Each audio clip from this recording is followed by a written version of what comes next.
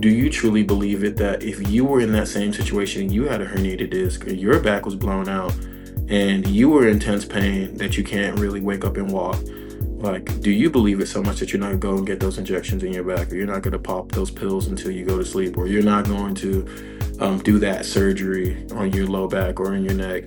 Do you believe it so much that the same body that God created is going to heal no matter what? Do you believe that with the utmost integrity when you're the one that's going through that issue?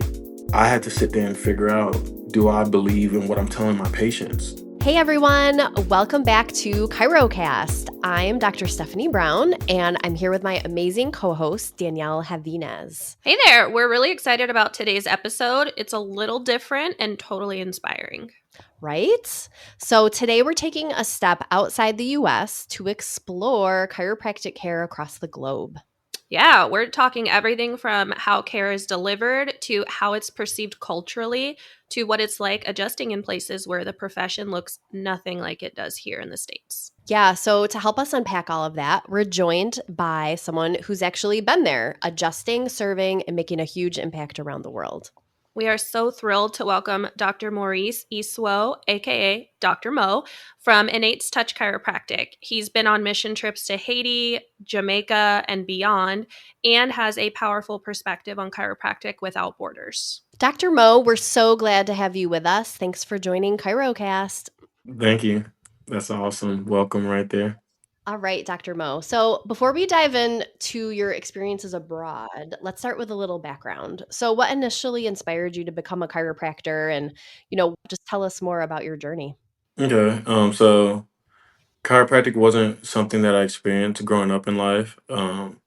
My parents are foreigners, so they came from Nigeria, and I was in my senior year in undergrad, and there was a guy who came into our class, and he was like, "We will cover your application fee for you to get to apply to go to Parker University." And at this time, I'm like broke college student, don't have money, so I'm like, "All right, that's cool. Like someone's gonna cover that fee. I'll just try it out." And so they had this Parker Power Weekend where you can go and see if you want to join the school. And at that point, I was already thinking, chiropractic would be cool. I'd give it a chance. And so I went to the Parker Power Weekend, had a good time. It was fun. Definitely something new to me. I was like, I never really experienced that amount of energy and those different people. And when I thought um, of a doctorate school, I was like, okay, uh, it's gonna be a whole bunch of people in white coats, but there's a lot of people who are just cool and down to earth people. And so I was like, I can definitely do this. So then I applied, got in, and that kind of kick started uh, what chiropractic was for me. At what point did travel start to come into play or yeah. So when I was an undergrad, I was on academic probation. I was not really a school kind of guy. Um, I didn't like to just sit in class all day. And I didn't apply myself so much. Coming out, I used to play football, so that energy of just go to practice, you're gonna pass your classes, um, just get through it. I was still had that lingering on me as I was in college, and so I was just kind of going through classes, putting in the bare minimum effort. And so whenever I got into chiropractic school, I told myself I am going to actually try and apply myself and actually study and work hard. And so my first trimester, all I did was just study school, um, in the libraries, day in, day out, waking up, going to the library, going after school. And I got a 4.0 my first trimester. And so that's why I was like, hey, wow, like, okay, I'm actually smart, So Like, whoa, I can do this. yeah, yeah. And so once I got past that first trimester, I was like, okay, let me see what else comes with this chiropractic thing. And I bumped to my mentor at that time, Dr. David Bynum. He's out here in Texas, and he was my first real experience of the philosophy of chiropractic and then the art too. And all I knew was at this point, muscles, tendons, nerves, ligaments. It was try one. We were learning anatomy, and so, but I didn't really know about what the adjustment can do. And he shifted the gears for me in that perspective. So then I really started focusing on how can I get my hands as certified as possible before I go out there into the real world and now these people really are depending on you to uh, deliver a certain service. And so it was about try three. So now 6, 7 months into the program where I got approached by one of my good friends, Sergey, and he was like, "Hey, you should come to this mission trip." And it was in Haiti, Mhm. and it was offered by Dr. Peter Morgan, who's a legend in the game of chiropractic, and the things that he's done for the profession is unheard of. And I just have a lot of love for that guy. And so Dr. Morgan had this mission trip, and he was like, "Hey, um, right now, not a lot of people are going to Haiti. It was like a rough time. I think it was after some type of natural disaster." Mhm. And he said, if you bring at least 8 people with you that pay for the mission trip and get their flights by this certain date, then I'll go with you to Haiti. Otherwise, we're not taking Parker out to Haiti. They were working more with Life West because there was a way that they could have gotten like external credits in clinics. So they already had a system going.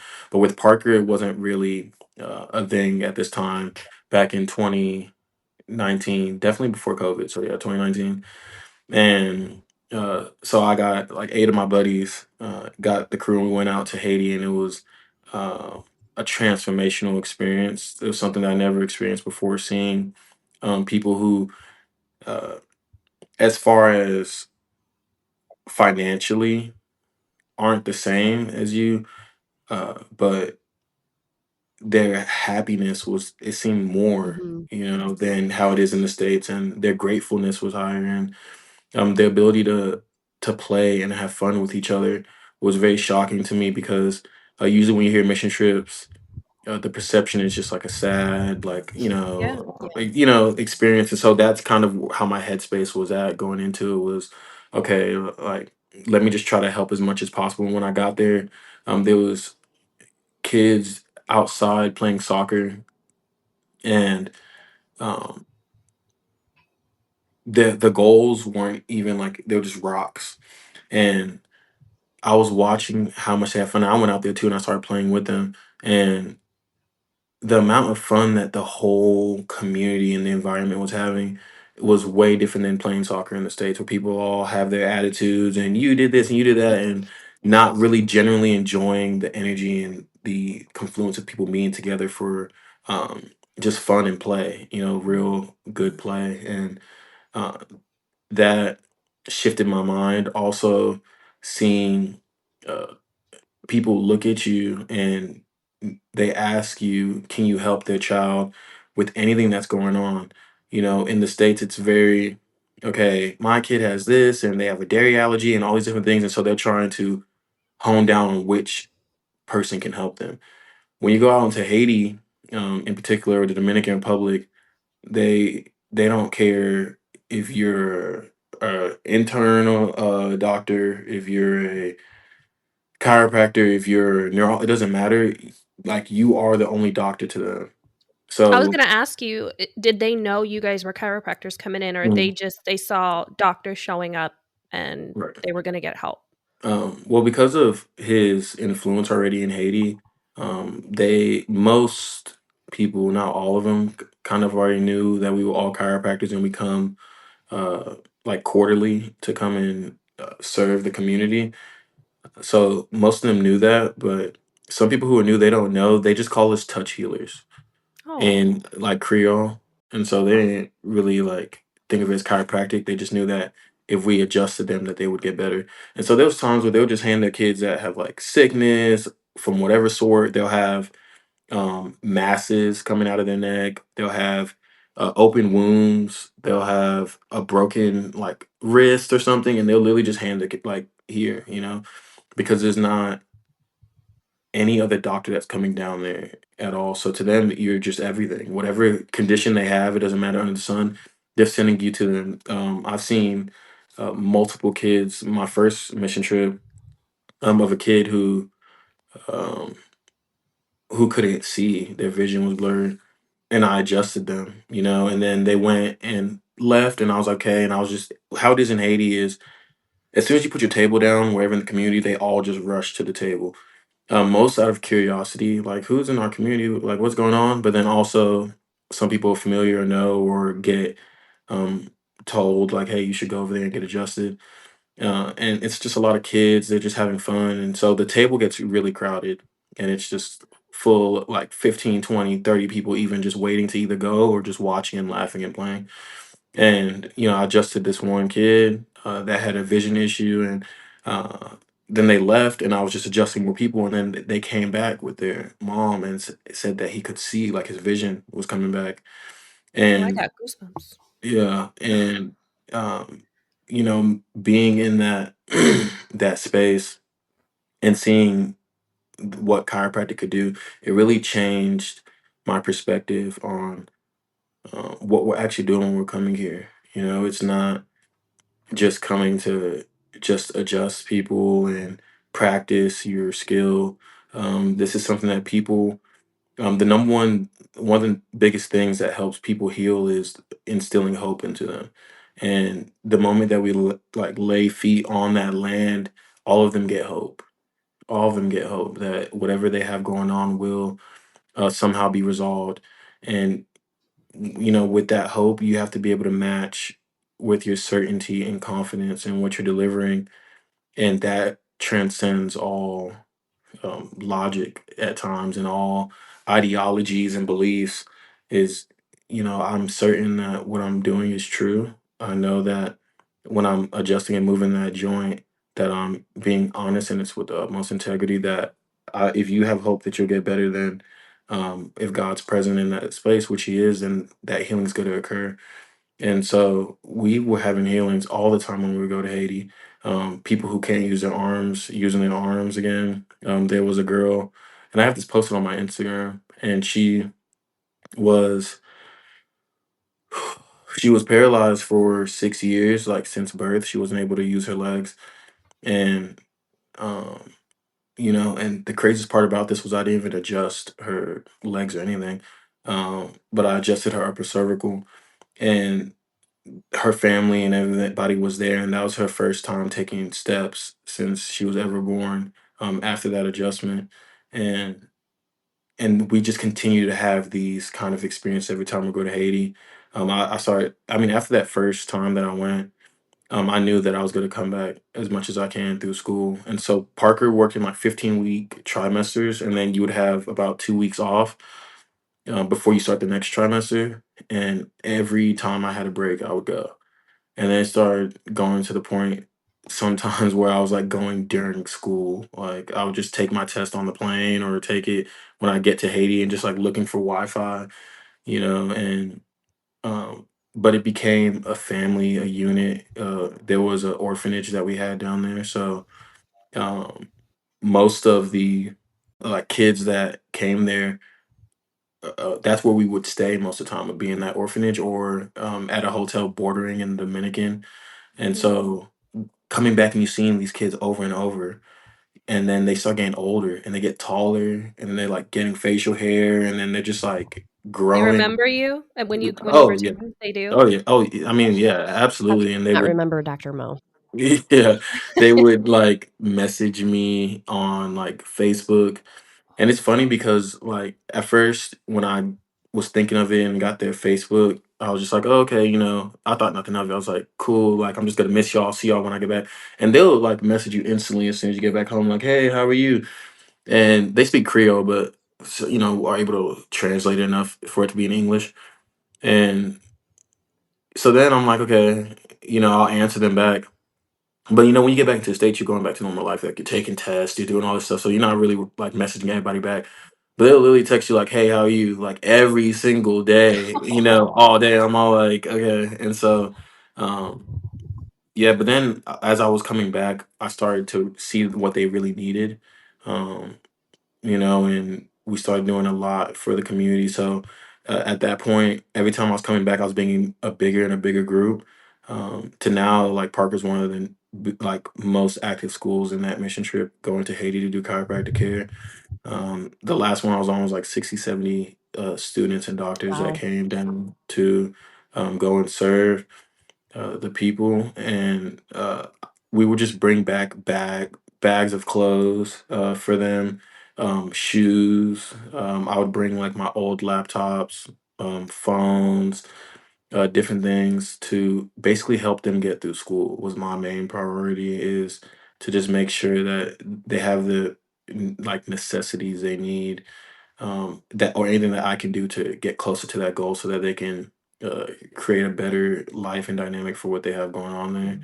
Mhm. And so it was really cool and a fun experience, and I'm excited to go back to Haiti. I haven't been in over a year now since I started clinic, but I've been to different places. That kind of kickstarted my mission trip experience. I started to get reached out by different organizations to go to different places. So, um, I went to Jamaica and did a mission trip out there, Mm. and then now I'm going to Uganda here in like 2 weeks. That's To awesome.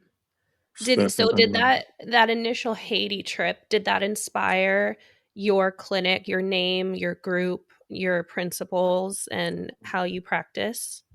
Um, I feel like so. I would say that it was definitely a component to it. All the different experiences that I've had leading up to the point of opening my clinic, I feel like contributed to the overall goal and the mission.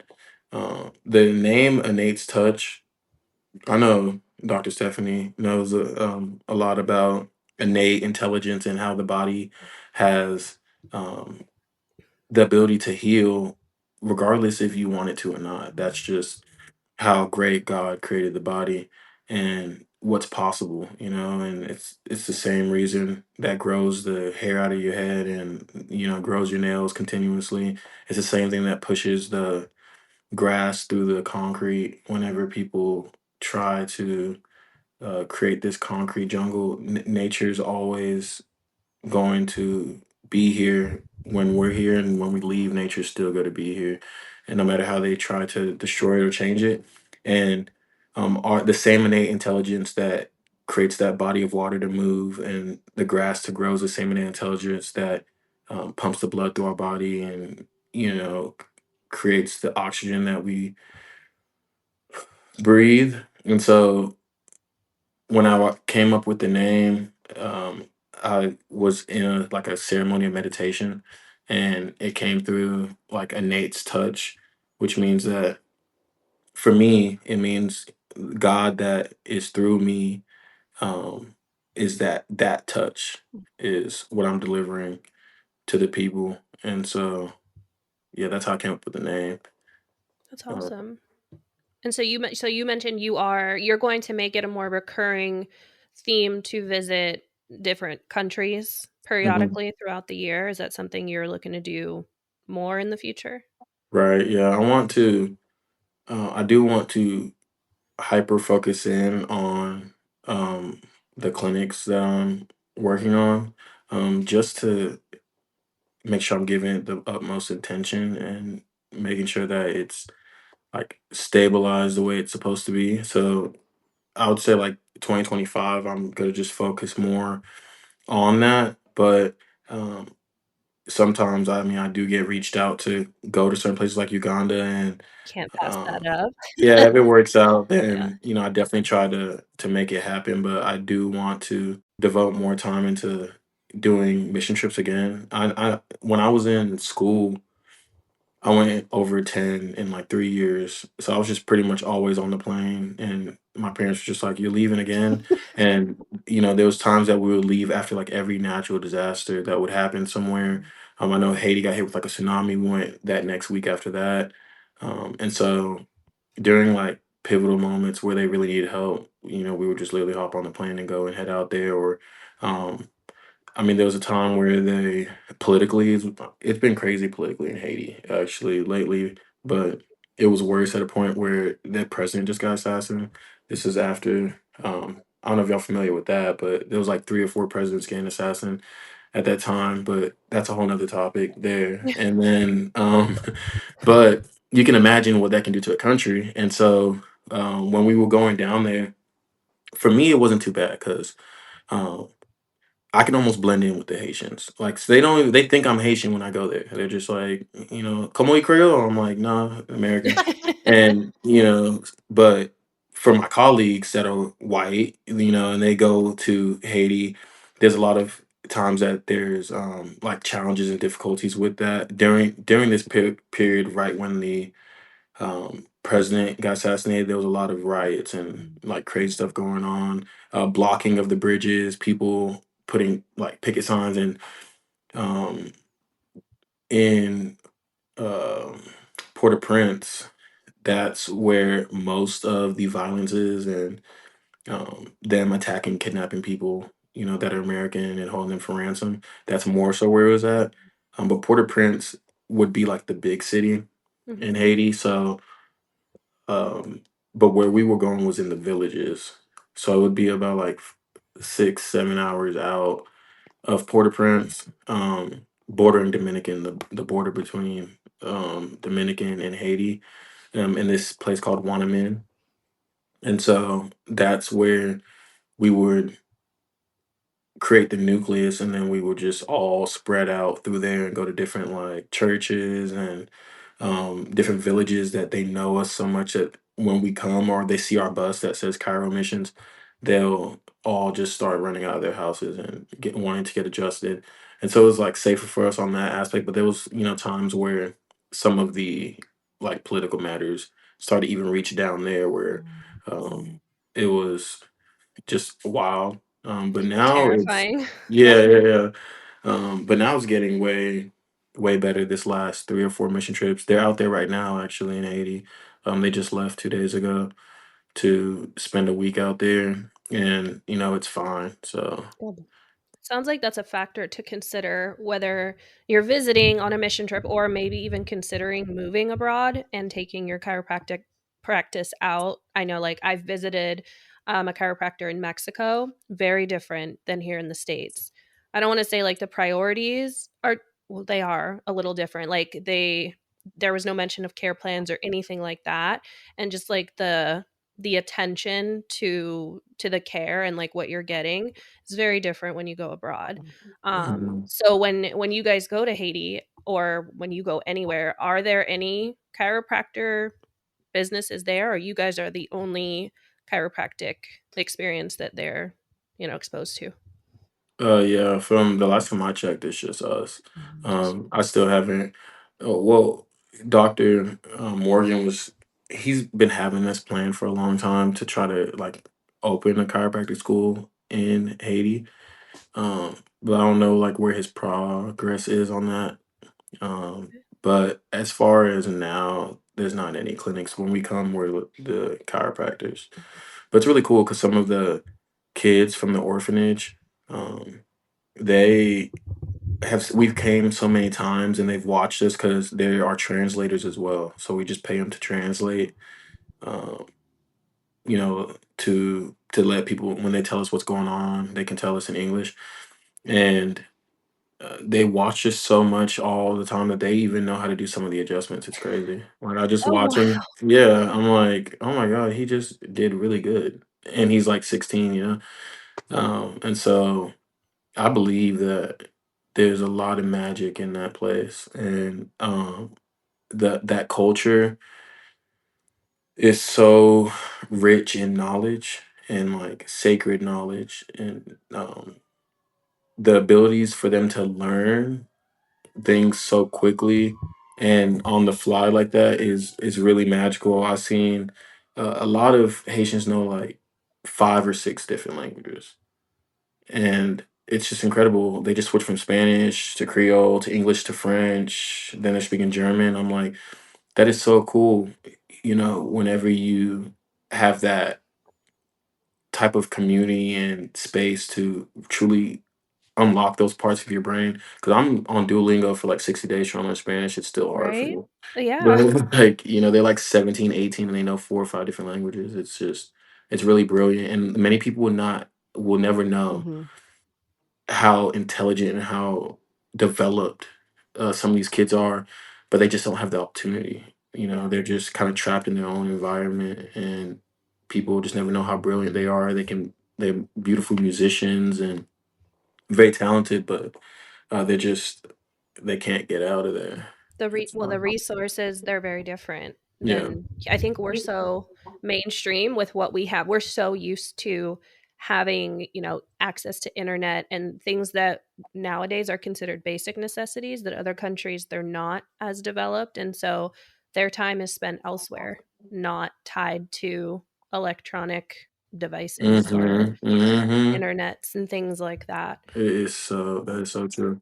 You mentioned that you went to Jamaica, I think, once. Were there Mhm. any differences really that stood out to you from, caring for people there versus in Haiti?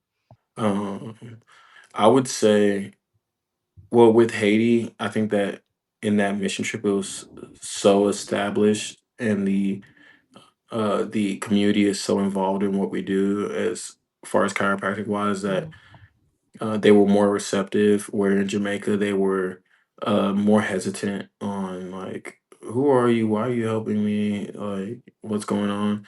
Um, and so it took a lot more communication to get them to lay on the table, or talking to the pastor and really helping the pastor translate to them Mhm. that we're really here to help with no strings attached. We're just trying to help people out. But as far as delivering the care, I feel like it was pretty much the same. There wasn't many restrictions or limitations at all. Um, and so people would come with different things as well. And, we would just love on them. Got it. You know if chiropractic is like a regulated profession in Jamaica or Haiti for that matter? You said Like, regulated. is it Um, formally like a profession where someone could go there and practice and be licensed or I no? would say, there's probably. I mean, anything's possible, but I would The say current state that right in now, I guess. yeah, yeah, but I would say more in Jamaica than in Mhm. Haiti. You could probably open up a practice and get it going. But in Haiti, I mean, maybe in Port-au-Prince, but I haven't been. I was in Port-au-Prince once, Mhm. but this is before all the riots and everything, and pretty much ever since it's been pretty chaotic. I just don't fly into that Sure. airport. So I don't.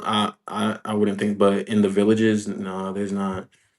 Um, yeah, there's not really much regulations. You can. I mean, you're the doctor for everything. So, like pregnant ladies, everybody's come to. We actually opened up a birthing center in Haiti, which was like super awesome because we just saw the lack of care for pregnant moms, and some of the struggles that they were going through whenever they were going through the birthing process. So we just raised a whole bunch of money and found a spot right next to the orphanage. So that was really convenient too, and created a space for those moms. And now there's like 12, 15 different pregnancies every week.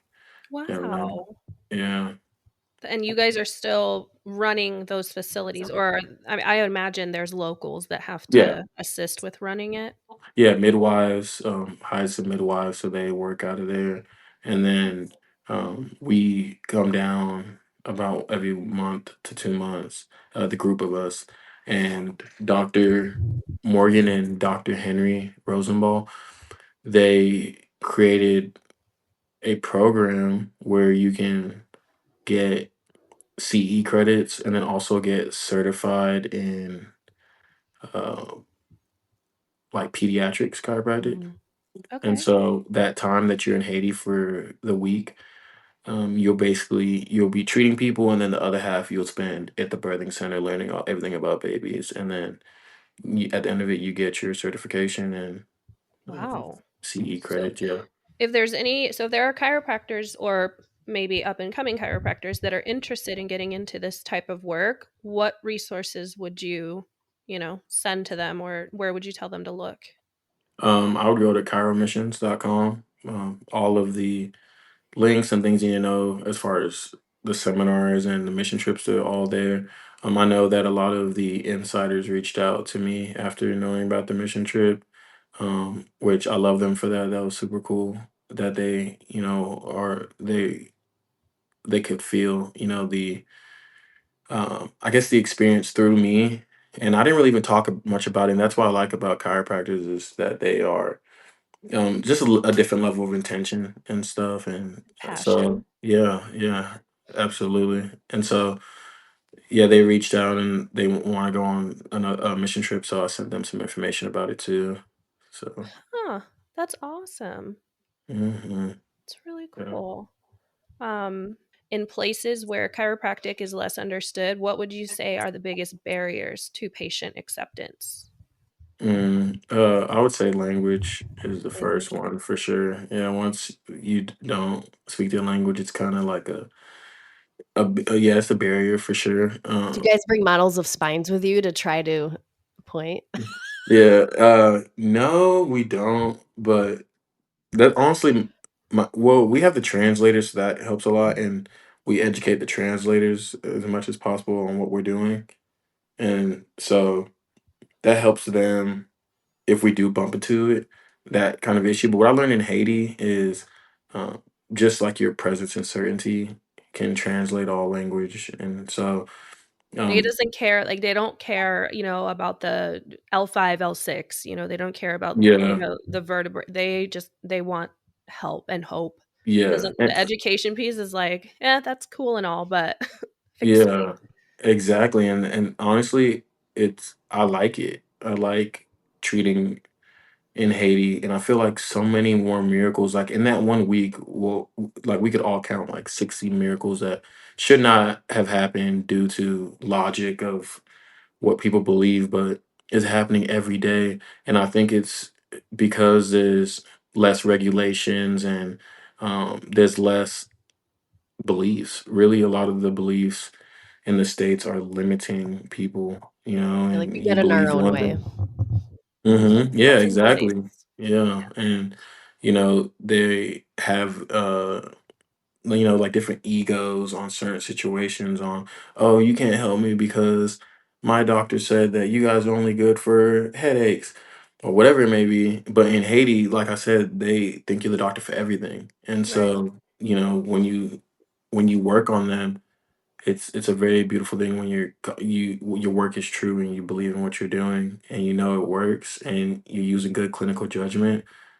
People get better, like, so like in just that week they'll come like 2 times, 3 times, and whatever they have going on will be better. um and I feel like in the States you still have those experiences, but it's more Few space in and far between of them. between. Mhm. Yeah, Yeah. yeah, then Well, because I think over here, like, everything is, if it's not published in a medical journal and it's not yeah.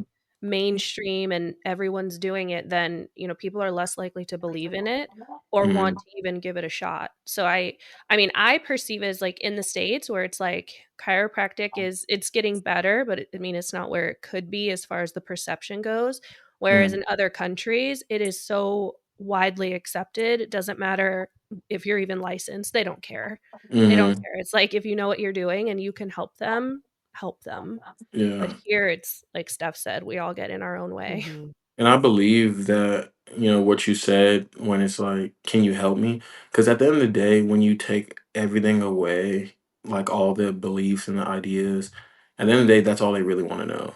Yeah. Like, can you help me? And how much is it going to cost? Yeah. How long is it going to take? Those are just the three main things that every person wants to know if you go anywhere. If you're gonna go and do physical therapy, or if you're gonna go and do yoga to get better at stretching, or if you're gonna go get your teeth cleaned, you just want to know how much, how long can you help me fix this issue?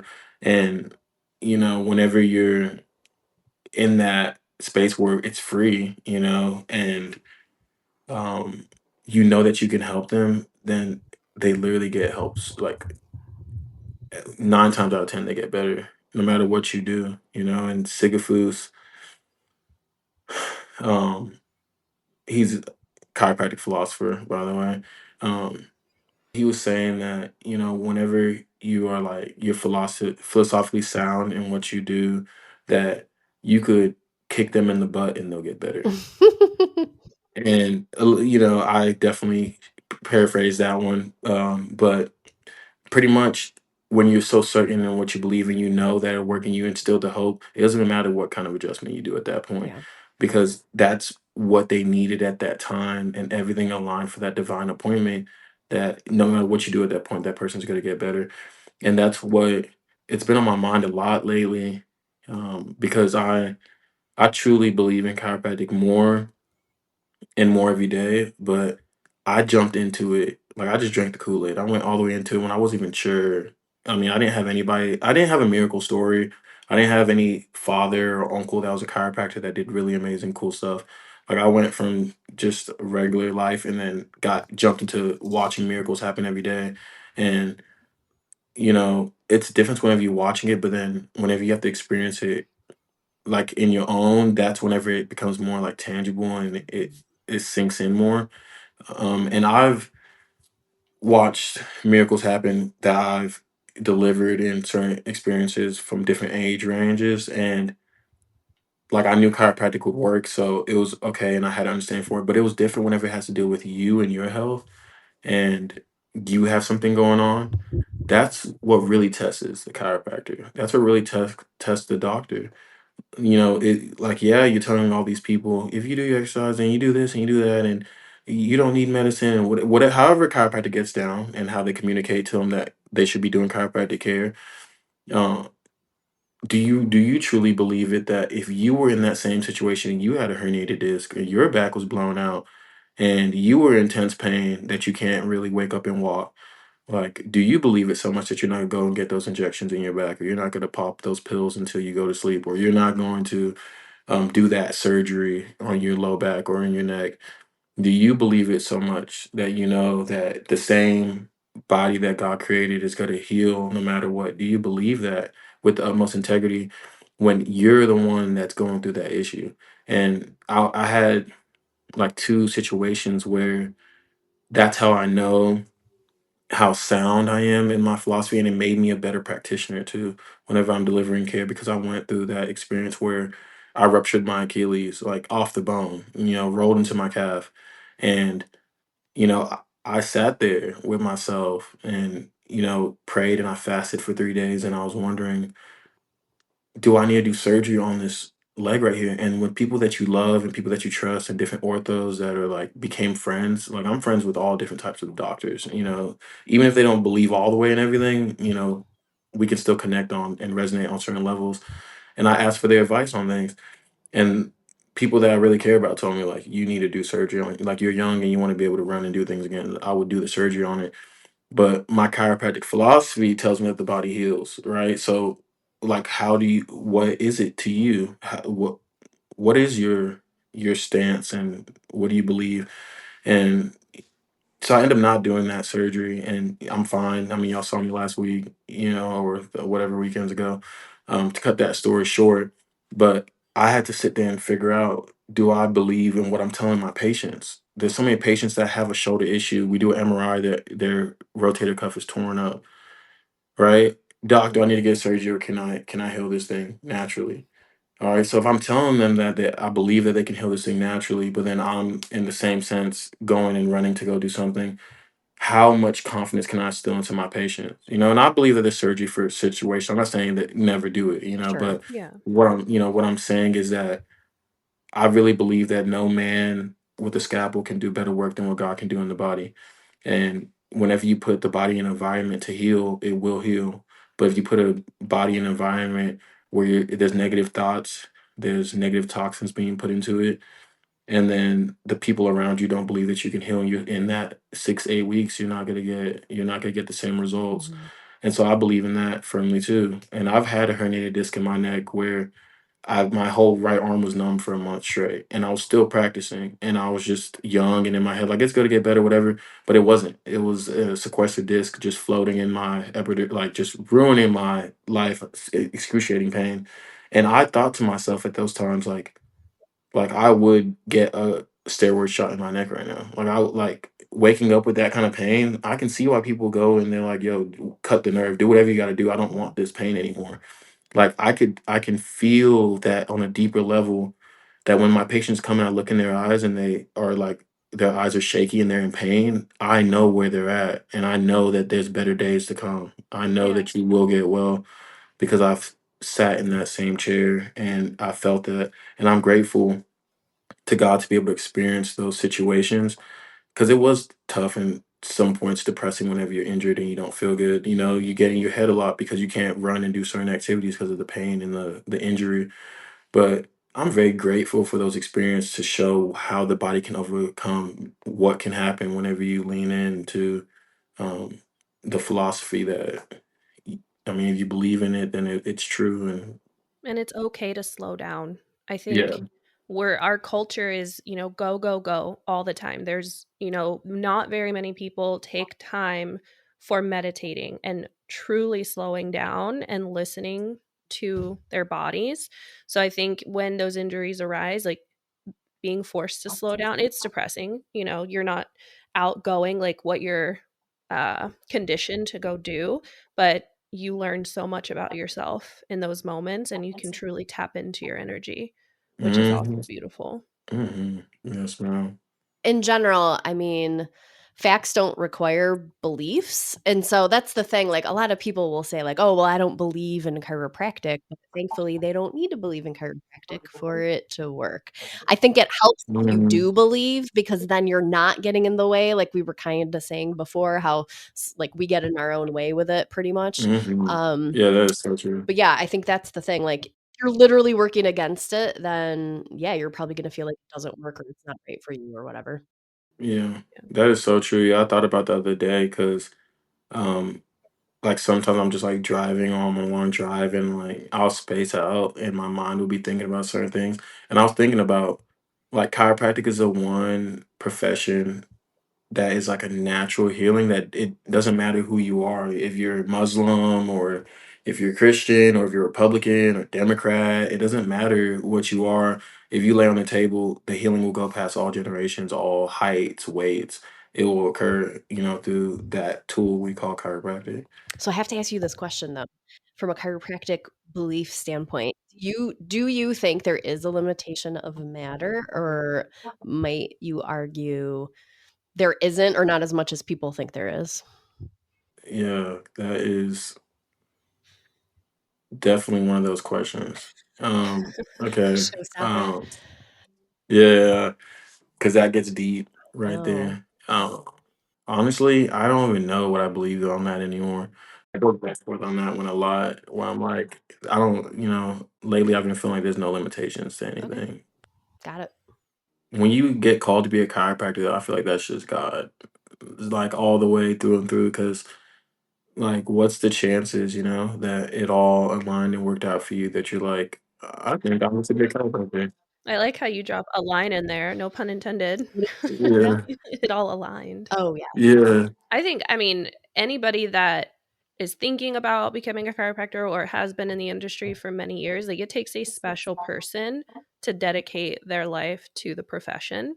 And Mm, I've only ever met unique and amazing individuals in the chiropractic industry. I've never met anybody that I wouldn't consider a friend. Mhm. yeah, it's crazy. It's like as a chiropractor, you have to be a little crazy because you think that you can lay your hands on people and they'll get better. It's like, what are you saying right It now? is It's like really funny. voodoo. Yeah, That like is hilarious. It's amazing, is what it is. yeah. Hey, question: when you have traveled and been adjusting, I mean, the way you practice is how you practice in terms of like techniques and whatnot, but do you ever do different techniques or like other colleagues you're traveling with? Are you all sort of adjusting the same way or are there different techniques? If so, I mean, do the patients recognize like, oh, there's more than one way to do this? Hmm. So when it was in Haiti, it was more so people from the company Hand Alchemy, Mhm. um, like students that were coming to the seminars and were coming to the clubs and really engulfed in that technique and the approach to Mhm. it, the above, down, inside out. So like majority of them were doing that technique and that approach to it. But there was all different. Like there was a Gonstead guy out there, Mhm. and a couple of Gonstead people from like Palmer, Florida is really big in Gonstead. So there was a couple of Gonstead people out there. Activator. Yeah, there's different people Cool. with different things, and I mean at the end of the day, chiropractic works regardless. So. Mhm. It's welcome. Doesn't matter, if they're looking over and they see something a little different, it's welcomed. It's just, I'm going to go get in that line next and Hmm. experience that. Yeah, they'll get adjusted like 9 times sometimes. Like, yo, you just got adjusted. They just want to get adjusted I'm a big again. fan. I Yeah. always say, like, when we go to seminars, I'm like, this is my moment to get 15 adjustments in a day. Yeah. Jury's still out on whether or not that's healthy. I'm okay. I feel great about it. But I mean, I'm sure some folks will be like, all right, let's chill, give your spine a break. Yeah. I have a tough Um, question. when you've been traveling, adjusting, has there ever been a patient that you were aware of or someone else, a colleague that was with you, where you all said, we're not going to adjust you, or we can't, or we shouldn't? Ooh. Has there ever been a time where you did not adjust somebody? No, Okay. never. Yeah, it's like no, we always find a way for sure.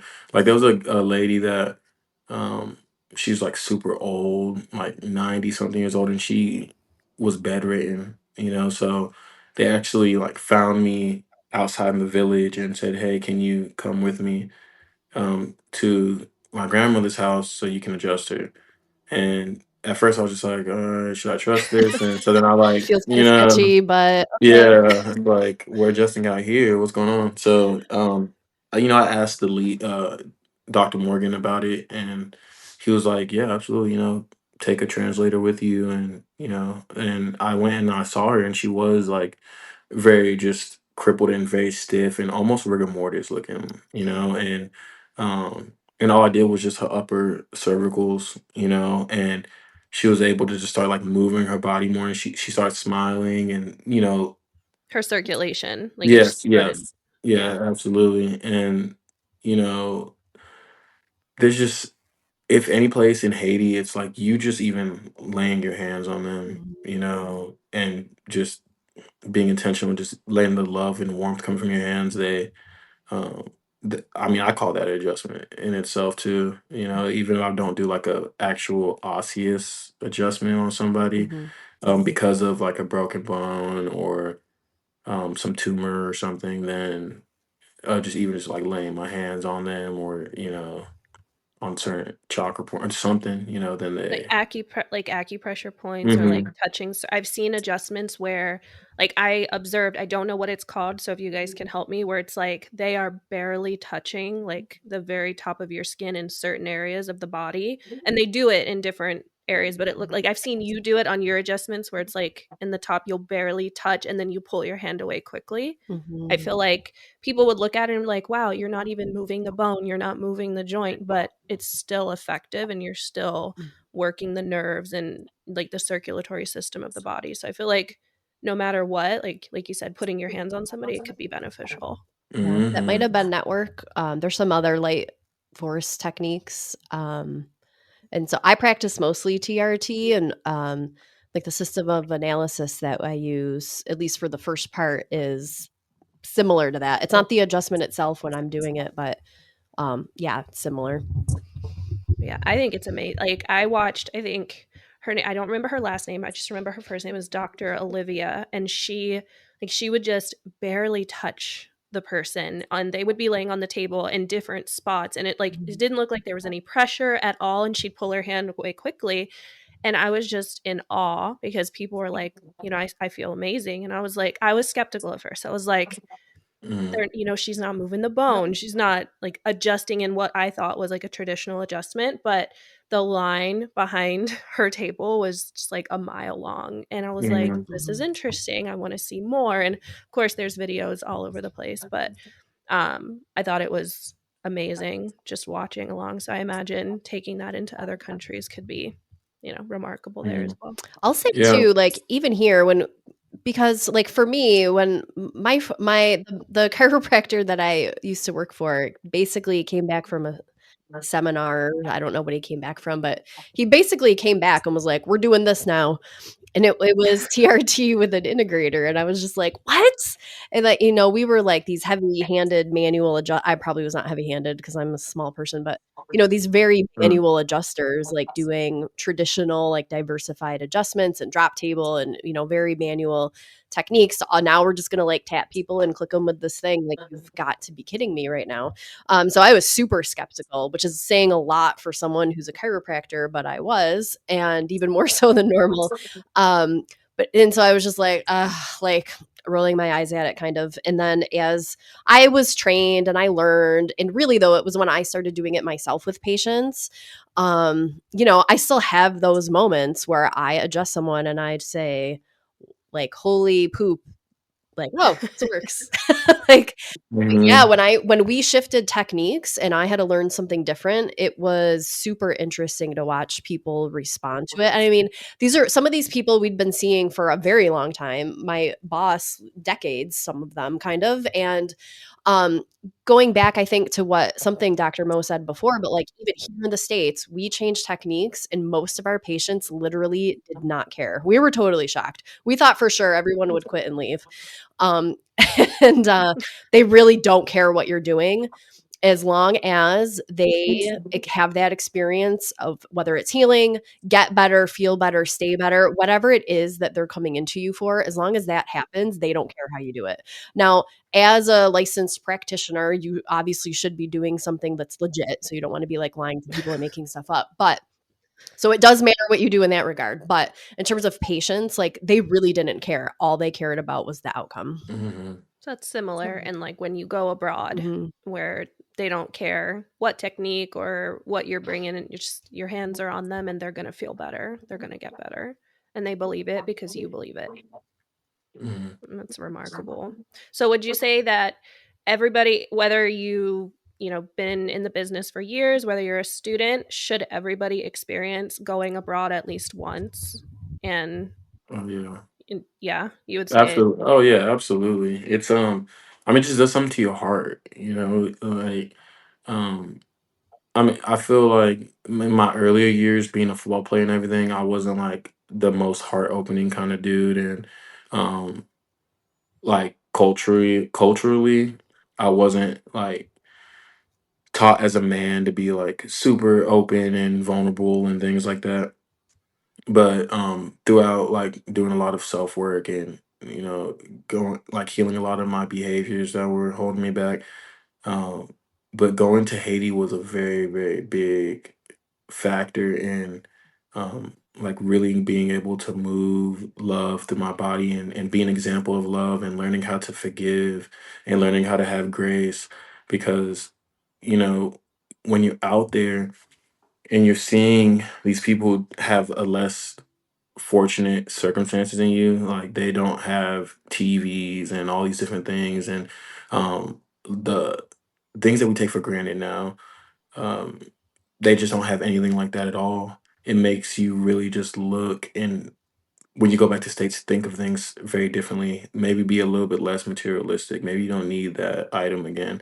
um, and not saying you can't enjoy the good things, but it just opens up another perspective yeah. where what is really important, Mhm. what is, and that's love, that's connection, that's fellowship. That is truly one of the main reasons that I feel like we are put on this planet, is to serve. How can you be of service to people, but to all people, and that's where I'm working on more and more every day, is to like let go of some of these manufactured identities that was created from just different experiences in my life and being in different institutions and following so many rules and Societal norms societal break. norms. Yeah, it literally just created a robot almost of like, "Hey, how you doing?" And you're just like, I didn't even really care how they were doing. You're just saying it to say it, Mhm. and like not generally slowing down your heart and connecting and resonating with all people. And I think that's what we're supposed to be doing. And I'm getting better at that. And I think that Haiti really gave me an opportunity in Jamaica and the Dominican Republic, and just everywhere that I'm going. I'm excited to go to Uganda to just serve that, that area too. Is how can whoever can create the best resonance? I feel like is the one who's going to find success follows that. It follows the ones that can actually connect to people and not try to connect for like, what can you do for me? How can I gain something from that? Mhm. Because everything that you already need, you already have. That you're not lacking anything. It's a perception of lack, and a perception of poverty. But really, everything you have, your heart, your ability to walk and move and use your eyes and smell, all of these are God-given birthrights, but we neglect it a lot because we want to make sure we have the new car and we have the new Mhm. this and the new that, that it clouds and it creates these behaviors and these ideologies of who we think we are, when that's when you sit silently with yourself, do you feel like you're sitting with a complete stranger, or are you okay and you're certain with who you are that's looking through those eyeballs? Oh, wow. I got real deep. Yeah. I feel like an identity crisis is coming up as soon as I'm like meditating. Like, I don't even know who I am. I know. The workday's done For after everybody this, right? listening, it's okay if you don't know who you are Yeah, either. you'll get there. You'll get there. Yeah, no, I mean that's just things I think about on a lot lately. Love it. Whew. Well, I want to say too, and when we started, I feel like you mentioned that you wouldn't be traveling quite as much, or you weren't sure how much you would be, like, because you have like your own clinic and everything now. But Yeah. so, if you were amenable to any type of advice from a older person, not me, but me, I would just tell you to keep going because, like, yes, you need to focus on your practice and you need to grow and build, something sustainable where you can help people and all those good things. But like, these experiences brought you to the place where you're at now to be able to start and have that. But it's probably going to be what helps you be able to keep that perspective where you are still being you and true to you and everything. So don't be that person that like gets so stuck in practice that they don't like take time off to go do other things, because you have to. But also I think that it's part of what brought you to where you are now, and it seems like a good thing to keep around for sure. Don't rob your soul. Yeah. Keep Yeah. calling. Open Yeah. a practice abroad, and then you always have an excuse to go visit. Always. That's an idea. And us too. Yeah. That's awesome. Thank you for that advice too. Yeah, definitely. I needed that. All right, awesome. Well, thanks for coming to be here today. I feel like you need to come back and tell us how Uganda was. Yeah, for sure. Part two. Perfect. All right, Yeah. cool. So you did mention the website. It was chiromissions.com, right? Hmm. Okay, cool. So if people want more information or just curious, I'm sure, are there ways to like help support, and even if people aren't going to go but they want to be involved, like things they can do through that website? Yeah, they can. There's like donations and stuff you can do, or if you want to give clothes or anything like that. There's Awesome. ways that we have made it a little bit more efficient to ship the clothes or travel with certain clothes. Mhm. Or Or just reach out to Dr. Mo when he's going and send a suitcase yeah, with him so he can take 30 checked yeah. bags. Honestly, that's happened to me quite a few times, Okay, don't and do I'm just that. like carrying all these luggages. I'm all like, okay. I didn't know if I signed up for all this. I'm all like the last person at the airport with 5 suitcases. Yikes. And no one knows what you're doing. So it's like, who's this baller Yeah, with 30 checked bags? yeah, exactly, exactly. Really funny. Thank y'all for having me. This was really cool. Yeah. I like y'all's energy and the way y'all bounce off each other. You guys are awesome. Thanks. Yeah. Thanks. And for our listeners, if you have any questions about today's episode or topics that you'd love for us to cover in the future, we want to hear from you. So send us an email at ChiroCast@chirotouch.com, and we might feature your question in an upcoming episode. Thanks for tuning into ChiroCast. If you enjoyed it, don't forget to subscribe and leave us a review. Until next time, keep adjusting, inspiring, and thriving. Thank you for joining us on this episode of ChiroCast. Insights for modern chiropractors, brought to you by ChiroTouch. Hosted by Dr. Stephanie Brown and Danielle Havinas. Produced by Debbie Brooks. Editing from Matthew Dodge. Our theme song, House 5, is from Scott W. Brooks. If you enjoyed today's show, don't forget to like, link, and subscribe. We appreciate your support, and we'll catch you next time.